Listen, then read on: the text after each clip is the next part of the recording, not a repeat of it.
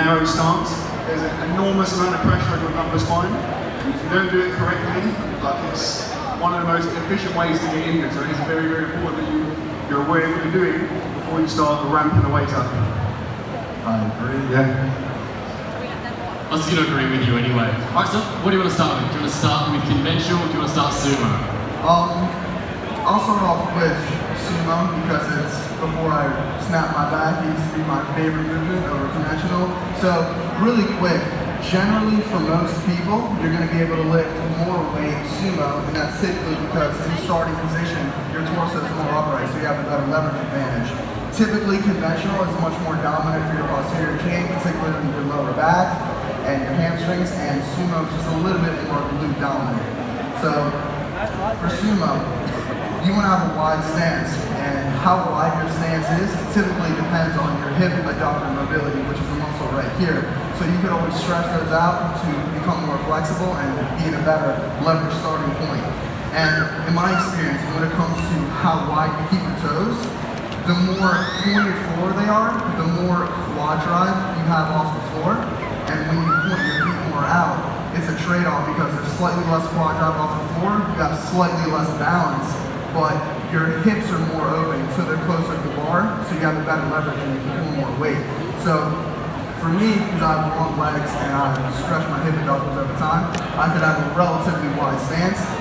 One thing I want to say is a common mistake I see on the deadlifts is that a lot of people, they'll start off in the correct position with your knees approximately over where your feet are, and then when they start pulling, you'll see it'll collapse in like that, and that's not ideal. You want to focus on driving your knees out, so when you're pulling, it'll look like your knees are either slightly going out or ideally staying in place. You don't want them to cave in, so it'll look something like this.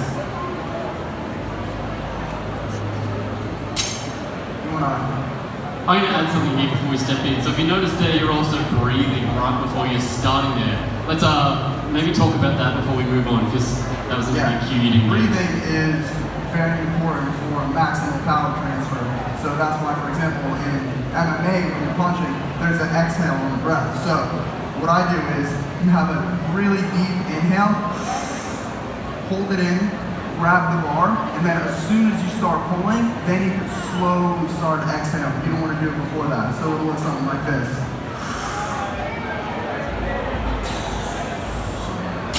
And you want to do that every rep. Yeah, so it's kind of counterintuitive because when you're taught how to lift, traditionally people will say you exhale as you're like doing a rep, right? With any big compound, particularly a deadlift, if you get an enormous breath in and you hold it, you're creating that intra-abdominal pressure. And what that does is it keeps your spine and your torso really rigid, particularly if you're wearing a belt. If you don't breathe, like the second you start pulling away and your torso gets put under stress, it's going to collapse. You get an enormous breath in and you squeeze really tight, you hold your core really tight and you push against the belt. It holds your torso in a really, really strong, advantageous position, and it makes you much, much stronger. The second you yield and your back starts to round, A, you're in a weaker position, and B, you're more likely to get injured.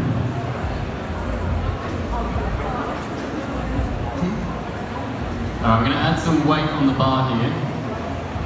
None of this odd weight, thank you very much. They're matching weights. So, we're going to continue here on sumo, or you want to move on to conventional before you add weight?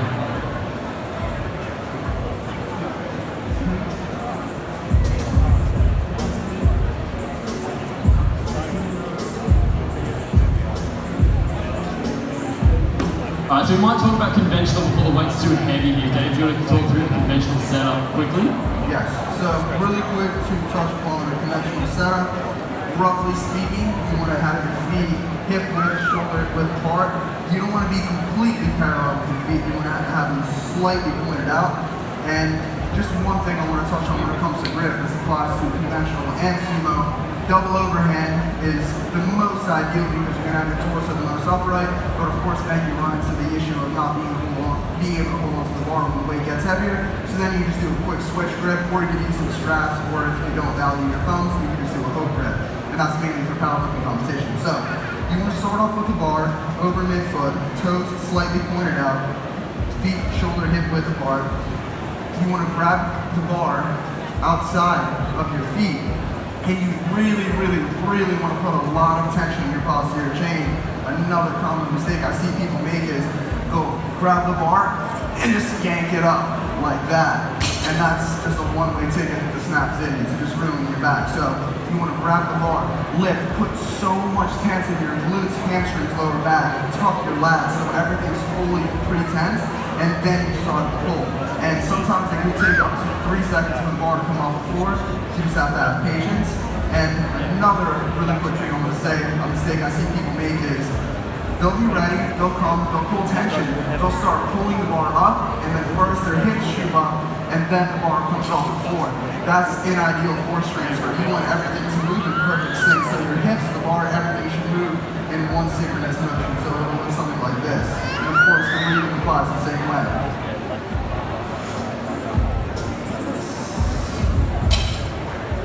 So, natural. An important thing to notice here as well is you want to start with achievable weight. You don't want to go putting on a heavy weight and then trying to have all those cues at once. Progressively overload the weight there so you're building the right foundations at a lighter weight. Otherwise, that's when you're going to cause yourself injury. So Matt here is going on again into a more sumo deadlift.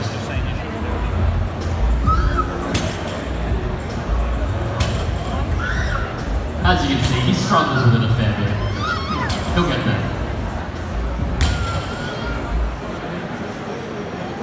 Stepping up.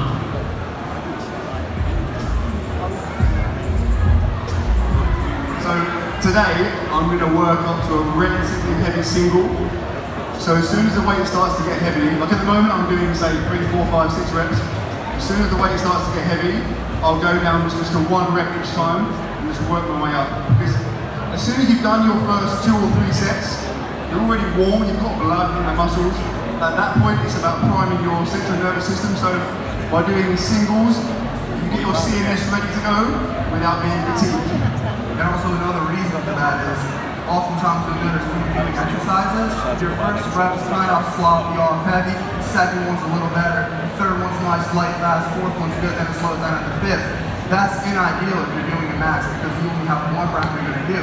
So another reason for only doing singles and working up once you reach a sufficient weight is that you want to perfect being able to do 1 rep perfectly. Let's talk about progressive overload. How do you guys train to, over time, put on more weight? Do you want to explain how you're programming yourself there to gradually strengthen up over time? So progressive overload in a deadlift is the same as it would be in any other exercise. Obviously what's key to remember is that deadlift is a lift where you, unless you're pulling sumo with perfect technique, if you try and accumulate too much volume, so you do too much deadlifting, it's gonna, the impact on your nervous system is gonna be pretty big and you're gonna struggle to recover from that. So it's like very much a case of less is more. So as long as you're increasing your volume in some way over time, that's fine. You don't need to jump straight into 5 by 5, not twice a week, because that's fine initially, but like 6 weeks down the line, how do you progress from there? You're already doing a lot of volume, it's going to be very hard to increase that. So if you can do 3 sets of 3 once a week and make progress, keep doing that. And then when you run out, maybe add another rep or 2, maybe add a bit of weight to the bar, but you basically want to make progress on the least amount of volume possible. So do just as much as you need and no more, and then further down the line you increase it, like in slow increments. That's going to allow you to make progress over a longer period of time without getting injured. Dave, anything to add? Yeah, no, I agree. So for me, I typically do like a daily undulating method, meaning that my rep range is very drastically. So within the same week, I'll do very high reps and very low reps. And now the cool thing about the deadlift is out of all the 3 main lifts, it's the one that's most dependent on your central nervous system. So if you're going on a cut, it's typically very common that you're going to lose strength on your bench press or say your squat, but it's actually not uncommon for you to get stronger cutting on the deadlift because it's so CNS dominant. And the way you really maximize that CNS output is doing heavier rep ranges, heavier reps.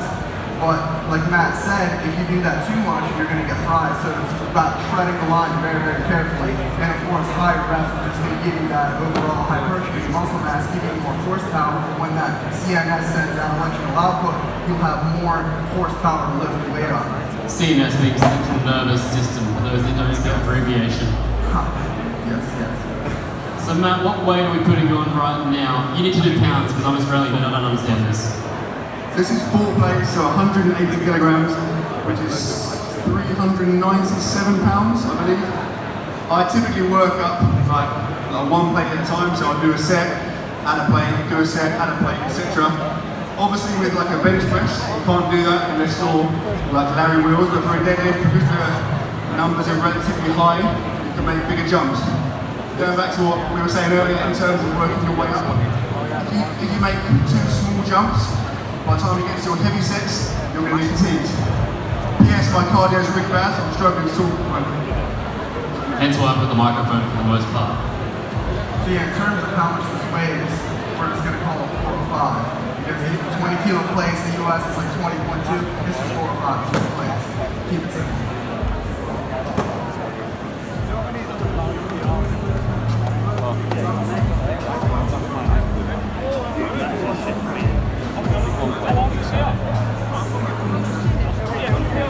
So you can see there, Matt's really taking his time in the setup, using those cues that James was mentioning earlier. Get body thick, chest up, and then lift. Squeeze in there, guys, please.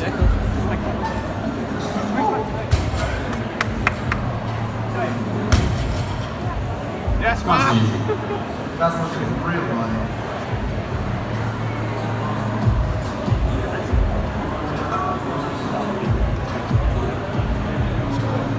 So another thing I do, going back to what Dave said about grip.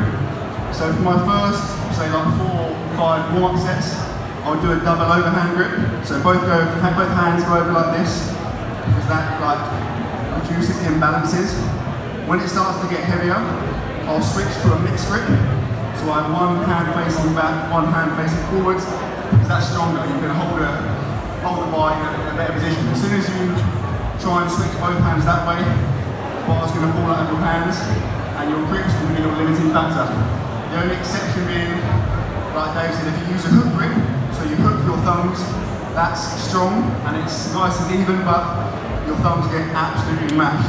Yeah, but if you're a hyper competitor, it could really help because it does make you just slightly more upright, a lot more on the sumo rather than conventional. So, Do you guys ever alternate which hand goes forward or which is thrown out supinated? You change it up, you'll find it changes your balances at all. You know, I kind of like my balances. They give my body some like personality, so I just keep it the same. Matt? Again, if I was doing lighter sets, I might alternate, but when it gets heavy, obviously you want to be in your strongest position. So for me, it's going to be the right hand under mixed grip.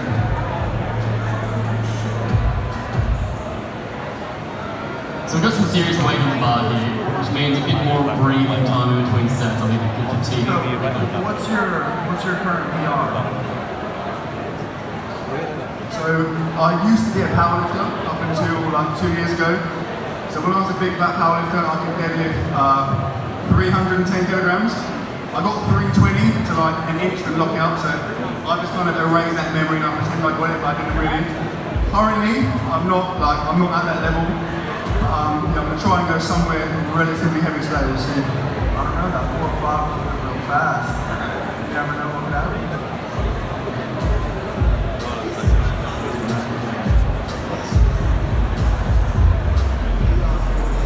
One more thing to add, this is a deadlift bar. The advantage of a deadlift bar over one of those regular bars is that A, it's slightly longer, it's about 6 inches longer, which means the weight is further out, which means that the weight leaves the floor later, and therefore it allows you to get into a stronger position, you're stronger. Plus, it's got a bit of flex. So you'll see as the weight gets heavier, when I pull it, the bar's going to bend in the middle, which helps because the higher up you are, the stronger you are, right? So if you can pull the bar and the weight's still on the floor, your hips your body can get higher, it's putting you in a stronger position for when the weight does eventually leave the floor. Whereas pulling with like a stiff, shorter bar is harder, particularly if you're weak off the floor. Yeah, so just on that set, wider bar also means you're able to have a wider sumo stance, which means shorter range of motion, which means you can lift more weight. And stiff bar versus deadlift bar, let's say you have 500 pounds on a stiff bar, you have to exert enough force to lift all 500 pounds at once, versus with the deadlift bar, because it bends and flexes, you can gradually lift 1, 2, 3, 400 pounds at a time, and that makes it drastically easier in proportion to how much weight goes up. Dave, while Matt said something, you want to talk about the belt, benefit of using a weightlifting belt Yes, for bracing. so the belt, how Matt was saying, the reason you have that deep breath in and hold it is because it increases intra-abdominal pressure, and what a belt does is that times 10, so you have so much pressure in your abs, and that basically, simply put, just makes you stronger. And there are lever belts and throwing belts, and I religiously believe in throwing belts. I just want to put that out there.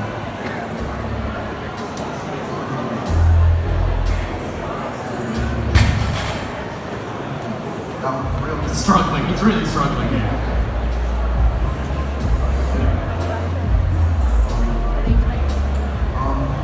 I feel like we should take a belt off. We need more metal plates. Yeah, because we also want to put a clip on too. Alright.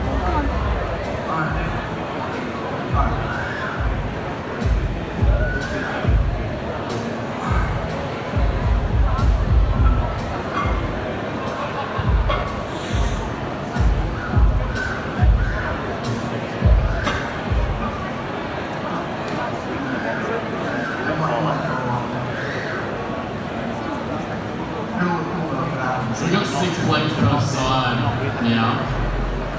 Get into big boy territory with a single clip on one side. I think you're better off a little bit. It's a little bit safer. The problem with being so strong is you need more plates. We've run out.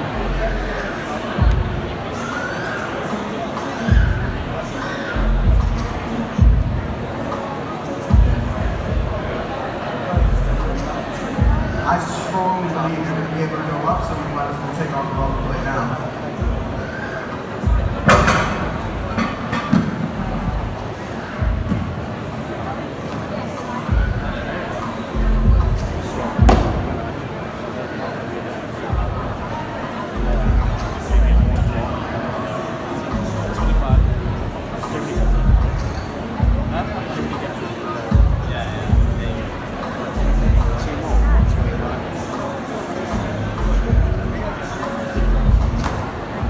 This is the real problem here. Trying to do the work that you see.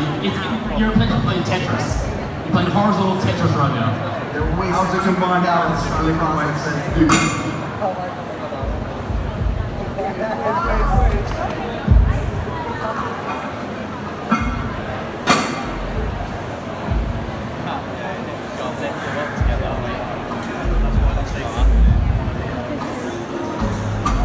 Matt, I need some assistance. You need some help.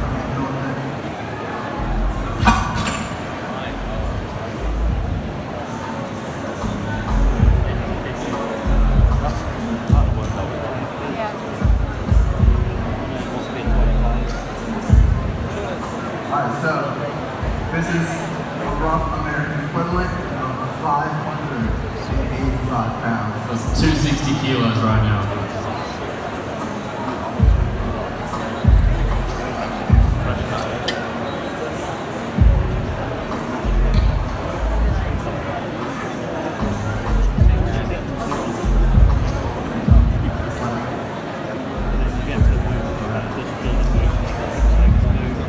So Matt's now putting a bit of chalk on his hands, which is going to help with his grip here. It's a lot of weight to hold the hands even with that over-under grip.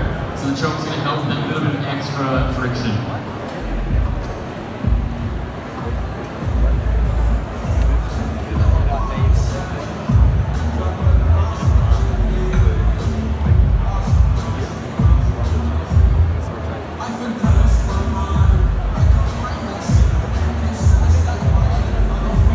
So the last thing, well, that's a lie, there'll be more things, but another thing additionally to talk about is that in terms of recovery, you'll notice I'm having quite a long recovery, and that's going to be elongated as the weight gets heavier. Don't be scared to have long recovery. I think people are kind of tricked into a mindset whereby you have to have really fast recovery, you have to be sweating and feel like you're working really hard. Like, if you're trying to get stronger, you want the long recoveries. Like, I will sometimes have 7, 8, 9, 10 minutes between my working sets, because that's what it takes for my nervous system to recover. If you're having 1, 10-minute recoveries between your top sets, you're going to be fatigued, you won't be able to lift as heavy, you won't be able to accumulate as much volume, you're more likely to get injured, and it's not going to lead itself to a long-term progression. Obviously the flip side is that it takes ages, and you look lazy because you're just sat in the gym doing nothing, but ultimately if you want to get stronger, you want to elongate your recovery time. You know, I definitely agree. There's definitely utility to having a short recovery, having a short rest time between sets, you know, cardio, keeping a metabolic rate up, whatever. But when it comes to progressing on big compound movements, I literally do the exact same thing Matt does. I will take as much time as I possibly need until I feel fully rested. There's no guidelines at all. It's like when I feel ready, then I go. It take up to like 10 minutes. And this kind of translates to all big compound lifts as well. When you're going for a squat, deadlift, bench, having that time between is going to allow for full recovery.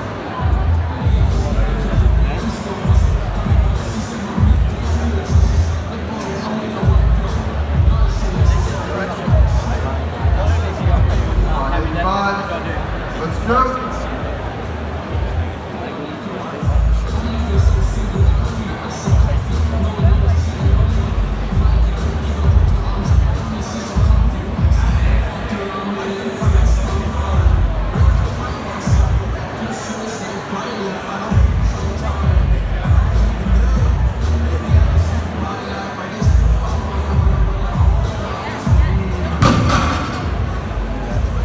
Fair enough. I'm very confident in how to play.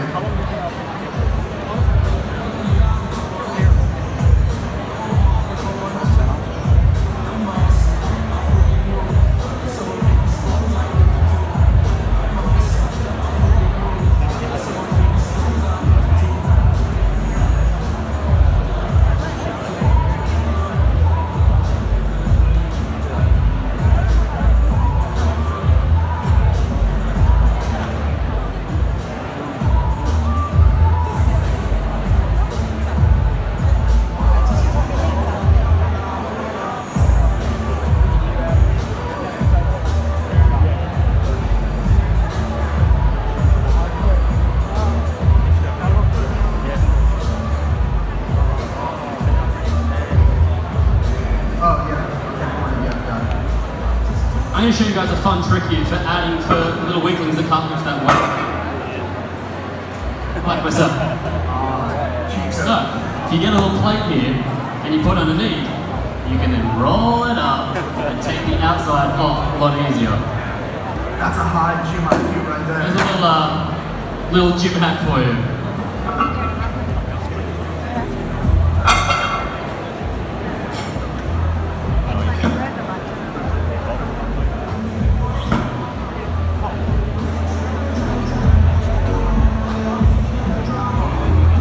Controlling the music right now, I highly suggest you put on Overkill by Riot to ensure 100% certainty in this epic sumo match right now.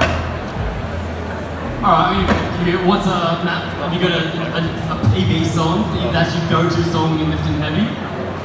I like super dramatic, like Mariah Carey, yeah, absolutely. Billy Joel, long time ago. No, I like, you know, when you watch the adverts X Factor, that ridiculously dramatic stuff, that kind of, you know, like war music. You know what I mean? You know what I'm saying? It's a strange human.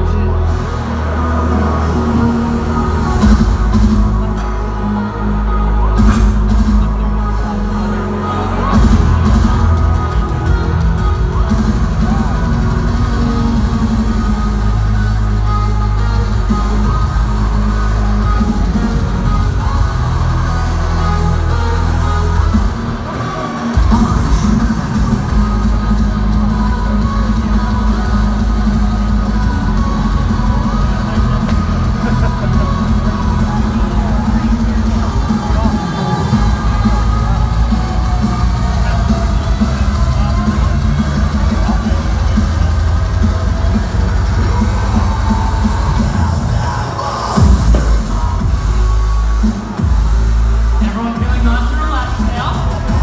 Really chill.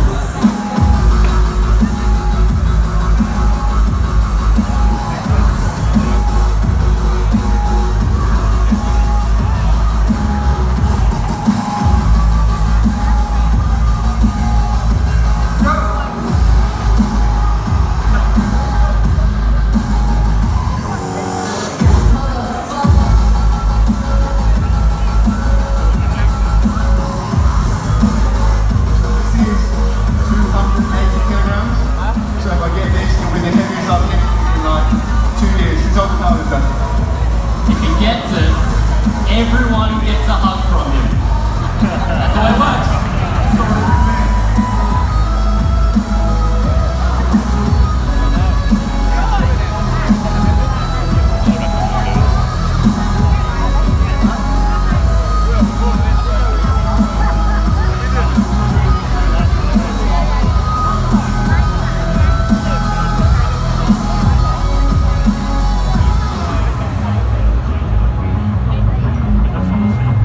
So what's going on right now is this timing of calling music. We know when the drop's coming in.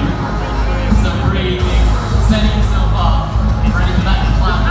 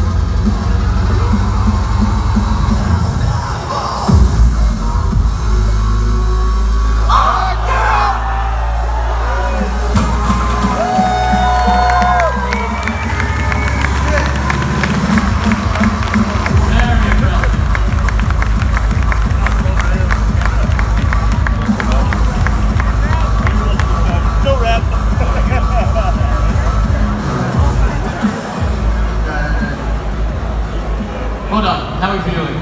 How's the head? Okay. That was that was obviously more ugly than my previous reps. And that's something important to remember is that if you're going for a PR, a PB, like the most you've ever lifted, it's okay to have a little bit of form breakdown. In fact, I would go as far as to say, if you don't have any form breakdown, it's probably not a PB. Right? Because when you get to 95+% of your 1 rep max, it's going to be impossible to stick with perfect form. Obviously, deadlift, you've got to be very, very careful in that range because that's when you're going to get injured. But for other lifts, like a bench press, it's okay to have a little bit of form breakdown. If you constantly chase perfect technique all the time, it's going to be very hard to overload and make progress. Yeah, so if I had to give a quick analysis on that pull, what he was just telling me, he had so much adrenaline that he yanked it off the ground and that slightly reduced his posterior and tightness. So what happens with the weight this high, when you yank it off the ground, you'll easily get it about 3 to 6 inches up, but as soon as that momentum from that yank goes away, the bar is going to start falling back down, so you're initially starting to pull kind of all over again. It's not one smooth process, but because of that epic song playing in the collective crowd channeled into him, and he just yanked it up and he got it anyway. So what Matt's doing right now is analysing his own lift. As he said earlier on, setting up and filming his lift is a good way of viewing. We've got a lot of people filming this lift, so there's got plenty of view angles to check out right now. Are we happy with that? I actually wasn't thinking about that at all.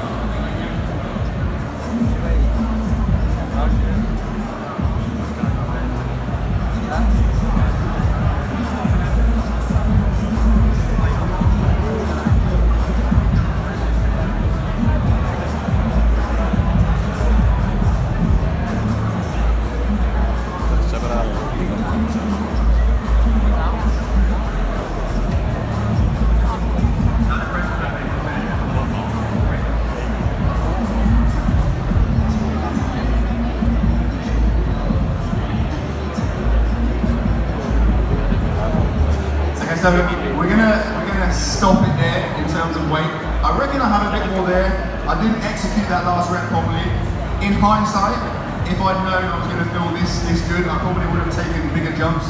So instead of going 220, 260, 280, I could have gone 220, 265, 290, for example. Because that last one was ugly and it was relatively slow, my CNS is now pretty fried. So if I try and go heavier, I may get it, but I may not. And if I try and go heavier and I don't get it, it's going to suck and I'm going to be sad. So I'm just going to suck it off there and leave everyone with that happy memory of me getting it. Yeah, so And we're very proud of him, aren't we? Very proud of him. yeah, if I knew you were going to be doing this good, I would have taken you to a dark alley, given you one of my free workouts, and you would have pulled like literally the whole floor off with that weight. What do you guys want to do now? Do you want to wrap up? Do you want to have a few questions from the guys? Has anyone got any questions in the crowd they want to ask before we wrap things up? We've got a gentleman right here. Would you ever superset with deadlift? Like as if like Ben Rose with That's some postmodern exercise philosophy. I don't know, I probably wouldn't do that. I would say absolutely not. I would say do that if you like being injured, but most people don't do it. Like I said about the recovery, recovery is key. I would question why you're supersetting deadlifts. If you're competing in CrossFit, for example, that would make sense, right? Because that's obviously specific to that sport, but if you're trying to get a stronger deadlift, absolutely never ever superset it. Over here. Okay, this one's for David. How often a week do you reckon you can deadlift without getting injured? I'd say 2 times a week is safe, reasonably. If you're really advanced, you can get away with 3, but that's kind of pushing it. You really, instead of having like a set cookie cutter guideline, you should really be fine-tuned with your body and assess movement to movement. But for a general answer, I'd say you can probably get away with 2, and that's reasonable. Would you be going on a heavy on both sessions, or would you be doing one heavier session and one for 4? Yeah, usually I'll be having 1 heavier session, 1 lighter session, for sure. Yeah. We're going to next question. Oh, you want to finish off? Yeah, just really quick, just one thing I want to say. For me, I'm significantly, I'm about 100 kg stronger on my sumo than my conventional, just with my leverages and my muscle dominances. So what I do is I build my strength with conventional because it's my weak point, and I get very, very strong with that, even though I'm using lighter weights. And then I demonstrate my strength on sumo. Because in my opinion, if I were to train 6 months sumo to pull sumo versus pull 5 months conventional, then the last month sumo just to fine tune my different pathways, I'm going to be much better doing conventional and then demonstrating my strength on sumo. Next question. Is there any exercises that you'd use to help deadlifts? Yeah, so one that comes to mind easily is deficit deadlifts, because you're standing on a plate usually or on a block or something like that, and you're a lot more bent over than you normally would be, so the range of motion is greater, and that typically helps you become stronger off the floor if that's your weakness. And if you have a hard time blocking the weight out, an exercise that you can do is block pulls, where you're basically, it's the opposite of a deficit deadlift, so you'll have the plates on top of like some wooden blocks or something like that, so you just have to assess where your weakness is and find an accessory to tailor to that. Alright, and last question here. What should your head position be when you're lifting? Should you have the chin up or down? So when it comes to conventional, you want to have your chin tucked down so your head is perfectly, so your entire posture, so there's, here, so when the head's up, the whole posture of your chain's tight, and now it just messes it up. But if it's tight here, then the full length of the tightness of the posture of your chain is activated. But on sumo deadlifts, you want to be basically, you don't want to be looking up the ceiling, but you want to have your head up, usually. I mean, what do you think about that? You think it's...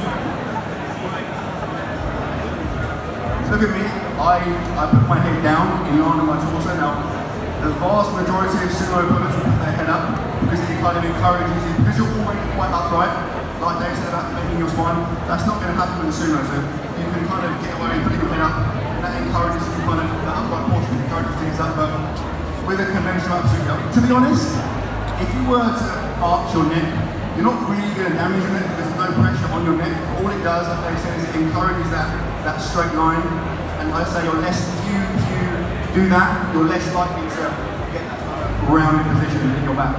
Yes, in an ideal world, in theory, you want to have that headline perfectly straight, but if you're lifting heavily and intensely, you're not really going to have that form be perfect, or it's going to have a little bit of head going off, and like Matt said, it's not going to grow.